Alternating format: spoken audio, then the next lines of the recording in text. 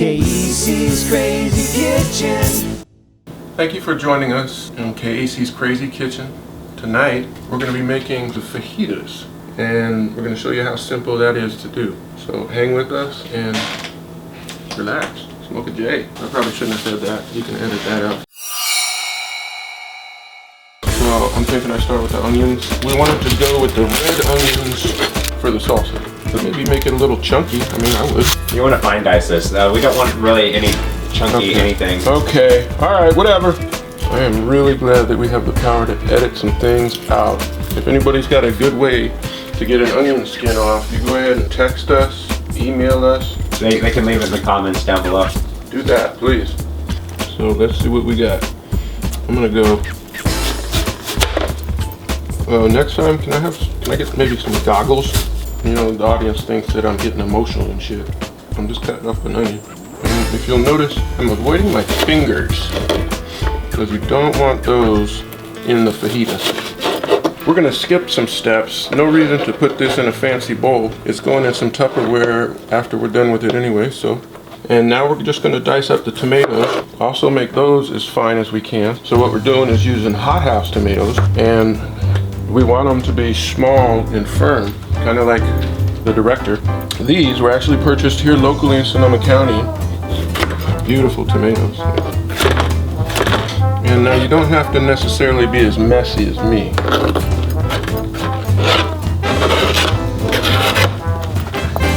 Next we move on to el jalapeño. Just tell them too, the trick with jalapenos, if you want it spicy, leave that other stuff in. If you want to let it less spicy, you take that stuff out, you know? Yeah. So you can say that now too. Oh, well, I could. But isn't that a little tip that I don't want them to know? If you want to make it a little bit spicier, you leave some of this in here, you know? I think generally people take it out. We're going to make it a little bit spicy. We're going to leave some seeds in there for sure. And hopefully nobody gets angry. And then these are going to dice up fine as well. There's absolutely nothing like homemade Pico de Gallo. For one, you can control what's in it. And for two, it doesn't take that long to make. Our next ingredient in the Pico de Gallo would be a little cilantro. I should have had all this laid out a little better. And I don't know about you, I kind of like it cilantro heavy. I don't mind cilantro. I kind of feel like the Swedish chef sometimes. Bork, bork, bork, bork, bork, bork, bork. There goes a little bit of my fingernail. Can we not put any of that in? Oh, you want me to pick through this all and try and find that little, just that little, don't even put it in there in the first place. As my father used to say, little fingernail never hurt anybody. I still don't want to eat it. I was only kidding. There's no fingernail in here yet. Look at that layer of cilantro right there on top. Boy. Woo! Okay, so now we're gonna go with one lime in the mix. And again, you can put two in there if you want. Make sure you get my mussels in there. Oh yeah. Once again, the Himalayan. We like to go with the Himalayan around here. I'm told it's a healthier salt for you. We're going a little pepper, or a lot of pepper. I'm inclined towards a lot of pepper. We are, after all, making a salsa. And then we're adding 2 cloves of garlic. We decided that at the last minute, just to kind of freestyle a little bit. And again, finely minced, because that's obviously the theme we're going with here. You tell me that ain't the business right there. I almost want to put it on the chip right now. Oh, that smell is alive, folks. That is some fresh produce right there. Woof. And now from here, I believe we're just gonna toss it in the fridge. Now, what we're going with next, the next step, the bell peppers. And we happen to get some really nice ones. We wanted this meal to be really colorful. So we're going with a red, we're going with a yellow, and then we happen to come across these here, little variation of a green, orangish. So what we're gonna do is we're gonna cut the tops off. Actually, I just pop them off. No, they don't work like that, folks.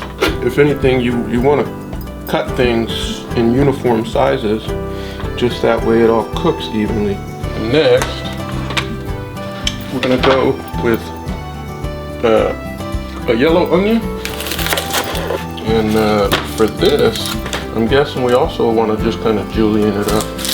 And basically we're going to go same thickener, Same shape as the bell peppers. You get that uniformity going on. I mean, honestly, at this point, I'm just nervous about chopping my finger off. I don't do that. Like this. I don't like it. I don't like it. It's kind of a small bowl. I'm gonna find a different bowl. And we can cut all this out. This is about the amount we're looking at, depending on how many people you want to feed. All right, folks, next we're gonna begin our dry rub on the fajita meat. And this is where all the spices come in. Now, what we got jumping off here, folks, I don't know if you can see that, if you can zoom in on that. We got some Chipotle chili powder. So we're adding equal parts. That was the Chipotle chili powder, which smells incredible, by the way. If you ever want to know what your food's gonna taste like, get a whiff of it. We have some smoked paprika. And again, equal parts.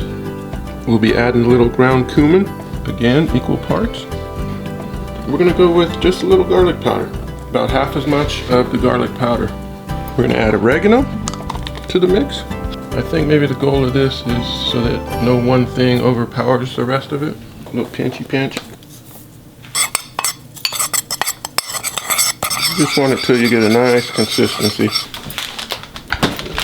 That's beef hanger steak, folks. That's USA. Grade A. Hanger. This one we're cutting. We're gonna cut with the grain first, just to get the size pieces that we want. Again, make them uniform. Okay, and then now we're cutting them against the grain. And what you want to do is cut it real thinly, thin strips. That way it all cooks up nice and fast. This crock pot happens to be the biggest thing that we had.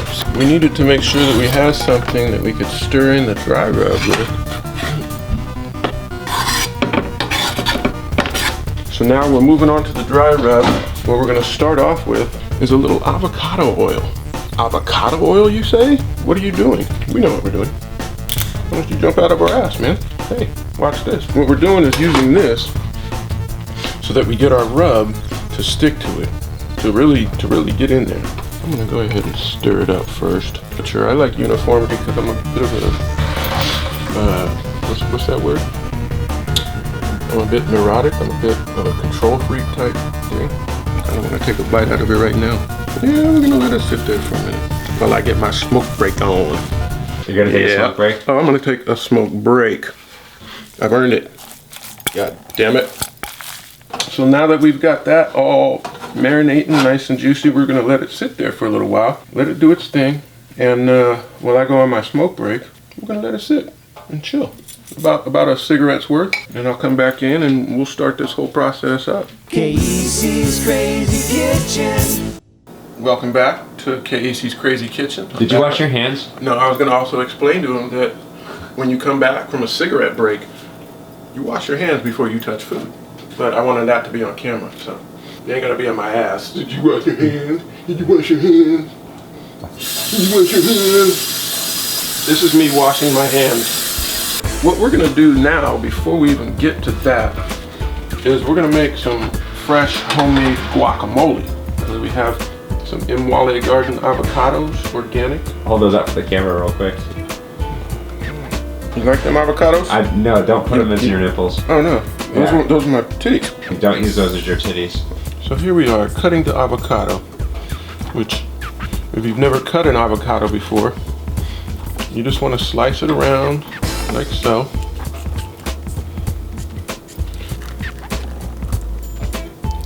Voila. And this might not work unless you have a ripe avocado.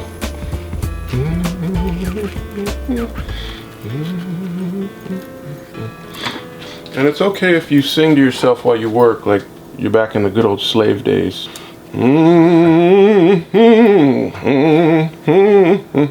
Oh Lordy. You don't want to get crazy with the salt, right? That's good. And then, I'm guessing a little more pepper than salt.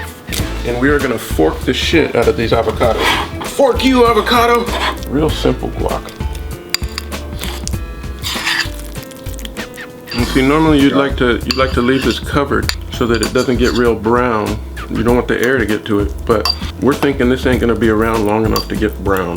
Now what we're doing is using a cast iron skillet. I don't know if you've ever noticed how when you walk into a Mexican restaurant and they're serving you little platter, cast iron, sizzling, thinking it's gonna give us the right flavor for this. Just on a regular stove, you know, you're gonna want it somewhere in there, 6, 7. What we're gonna do is, now that we got it on medium high, somewhere in that range, we're gonna wait for that pan to heat up. Get it nice and hot before we add the oils. And if you see the pan smoking a little bit, that's okay.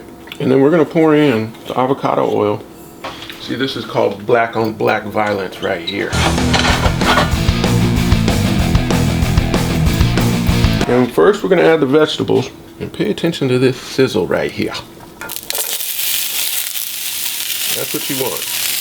You wanna get your sizzle on. You'll notice that we have our pan that the vegetables are laying in set to the side right there. And that's because they're going back into that pan while we cook up the meat. And then after that, they'll go back in with the meat so we can pick up a little bit of flavor from all the meat and the juices. And you want to kind of just keep stirring it up, you know.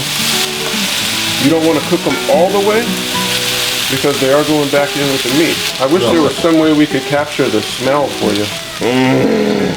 That's what food is supposed to smell like. That's about what we're looking at.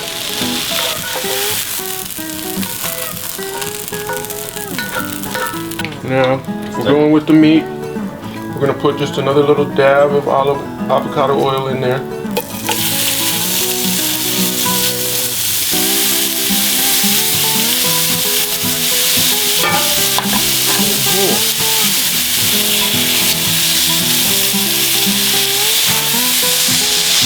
No meat jokes?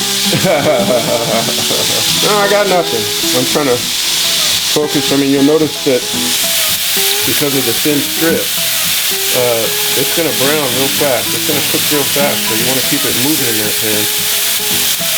And no, I have no meat jokes because I'm busy moving meat around.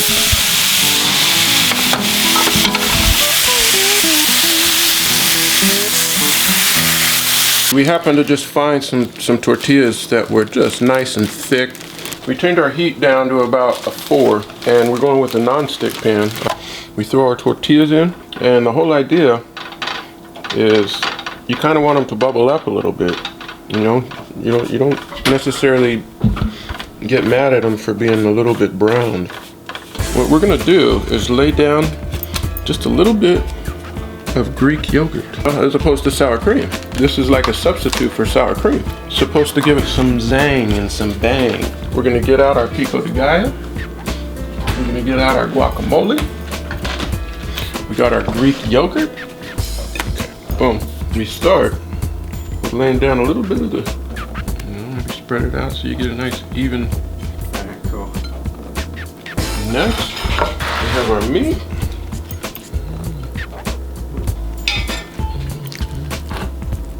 Guacamole. We got the fresh pico jumping off right here. So let's see what we got here, folks. Ah, look at that.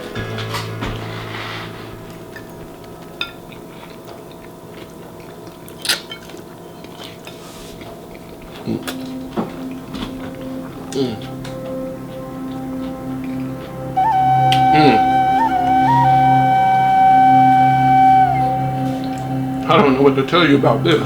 Dear God. And believe it or not, the Greek yogurt, oh, perfect.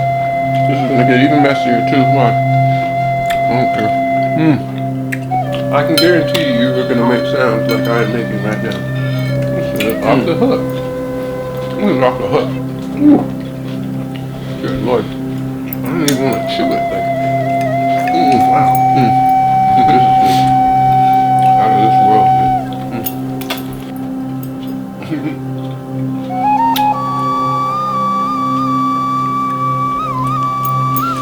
That's how you do that. Kayisi's Crazy Kitchen. Feel free to comment, subscribe, tell a friend. Because you're gonna love this.